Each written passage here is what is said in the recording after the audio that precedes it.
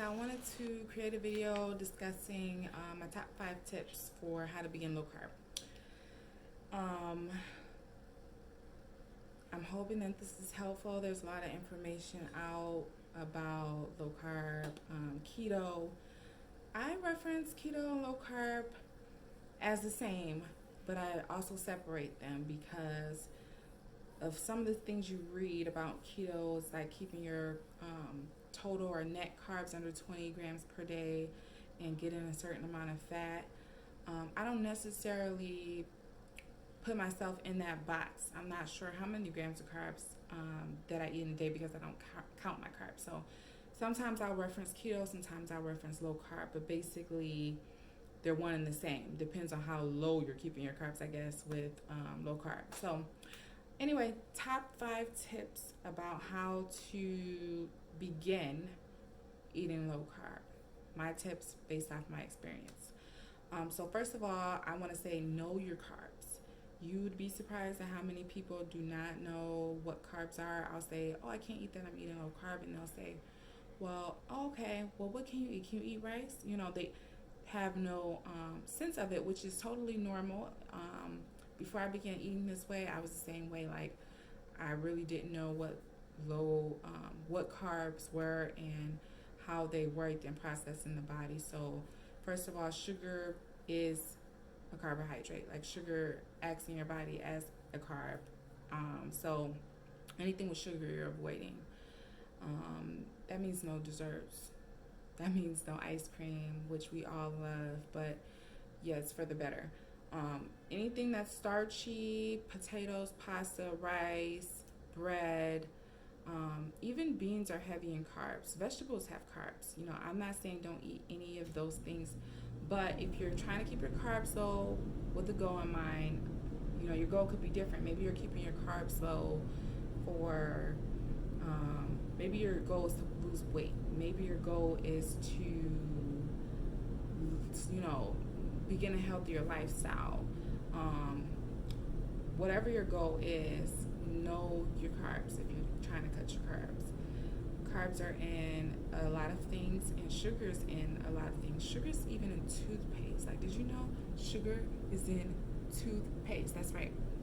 It's all in ketchup, barbecue sauce, like most of your condiments, salad dressings, mayo. There are a small amount of carbs in eggs and cheese and processed meats like bacon and sausage, which I still eat those processed things, but they're everywhere. So it's important for you to know. And the best way to know that, like, I can sit here or somebody else can sit here and go over, you know, the heaviest carbs, but do your research, look online, figure out what's in what, and if you're unsure and you're about to eat something while you're in your journey, check it out. Quick Google search will help you. So know your carbs. Also, this is like gonna go with that, and I kind of just addressed it a little bit, but know your goal. Like, what is your goal? Are you trying to omit sugar? Are you diabetic and you want to keep your sugar low? Then you want to watch out for sugar more so than, you know, carbs. So that's something to consider. If you're trying to lose weight, you want to keep all of it low. Sugar, carbs, all of it. To keep it simple. There are a lot of recipes out here, a lot of books. There are even a lot of products now that say keto this, you know, keto that, bulletproof coffee. Like, a lot of these recipes have ingredients that you never even heard of. And it could be overwhelming. Like, if you're starting and you're saying, okay, what can I eat? Okay, let me get this recipe book. Like, oh, let me go get this. You don't have to do that. If you keep it simple, my best way to put it for anybody who's asked me in the past, friends, coworkers, what do you do? Like, how do you do it? Well, what can you have? And my answer is meat, protein, and vegetables. I eat eggs, I eat cheese, but protein and vegetables are your go-tos. And when you think about that and frame it like very simply, it doesn't need to be difficult. Piece of chicken and some broccoli on the side, maybe a salad, you know. You don't need a recipe book for that unless you just want a recipe for your chicken. If you like recipes, go for it. But if you keep it simple, I find that it'll be a little more sustainable.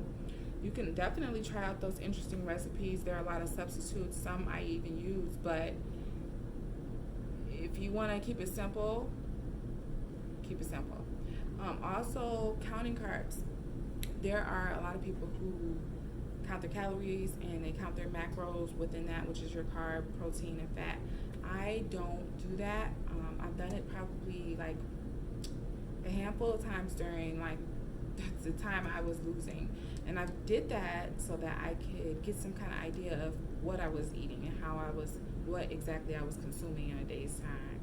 But I don't do that on a regular, and I can't, because it makes me anxious. It gives me anxiety to have to pause what I'm doing and like put in an app, oh, I had this, I had that. Like, it's too much for me. Now, some people love to count their calories. Some people swear by it, and they find that it helps keep them on track. For me, it creates anxiety, and when I'm trying to accomplish a goal, the last thing that I want to do personally is add more anxiety, because I'm less likely to keep going if I feel like it's a big job, if I feel like it's a big deal. Like, I'm going to probably say, you know what, I can't do this, I quit, because it's just too much going on. But that's just me. If counting carbs or calories works for you, and you're doing that right now, or you've done it in the past and you found it helpful, definitely do so. But if you're anything like me and you just want to keep things as simple and as normal as possible, opt out of it, because I find that it's more sustainable when I know, okay, this is what I'm doing, and I don't have to do that. I don't have to count my carbs, and I don't have to use this recipe book and buy all these expensive, never heard of ingredients so that I can make this one dish. Keep it simple. Well, take it slow. Take it slow. This one day at a time. A lot of times we want the end goal before we put in the work, and that's understandable. That goes for anything. Like, I want to get a house right now, so I'm visualizing my garden and this deck I'm gonna build, and how my guest room and my workout room is gonna be set up, and what the furniture is gonna look like. But I haven't even bought the house. You know, you have to take steps in the process to accomplish whatever it is your goal is. So when you're doing changing your way of eating so that you can lose weight or become healthier, whatever your end goal is, keep that in mind. You need to take it one day at a time. Sometimes it's best to make small changes initially. Some people do better going cold turkey, like, oh, I'm not eating sugar anymore, it's done. Somebody like me, I had to take it slow. So I started, per the recommendation of my family member who was coaching me for a bit, I started by allowing myself one source of carbs a day. So if I had a fajita for lunch and it's tortilla in there and all that, that was fine. But my other meals, breakfast and dinner, I would replace what would usually be a carb. Instead of a potato, I would replace that with, a vegetable. And that was okay for me. Of course, I wanted the ice cream for dessert, but I had to keep in mind my goal. And after a few months of eating like that, I did eventually get rid of all the carbs, because I had results just doing that.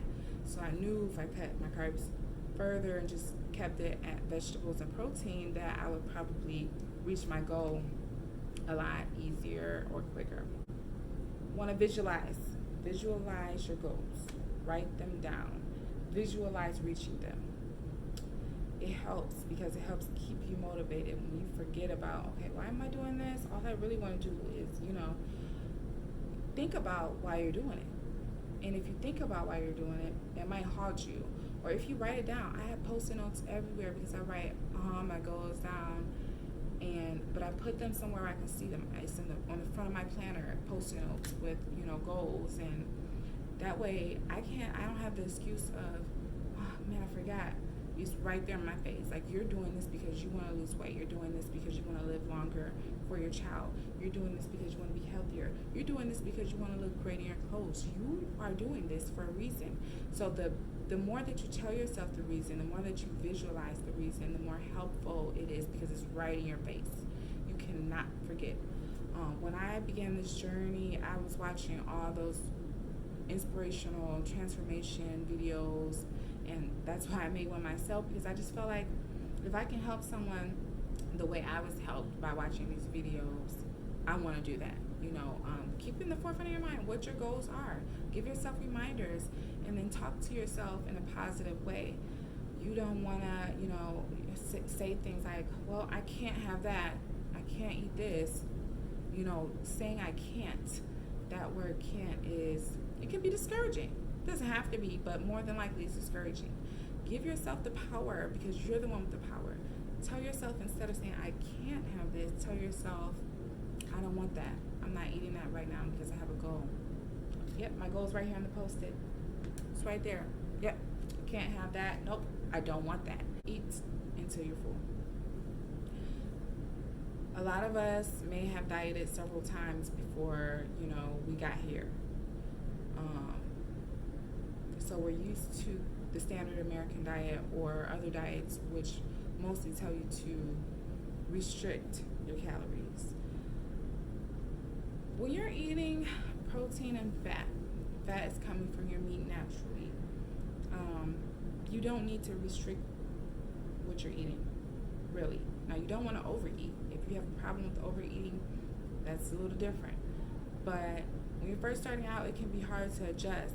And when you eat a bowl of pasta, you're hungry like probably a couple hours later, even though you had like a big bowl of pasta. That's because the carbs are not providing you with anything of nutritional value. So when you're eating meats, though, you're eating vegetables, you tend to get full pretty quick.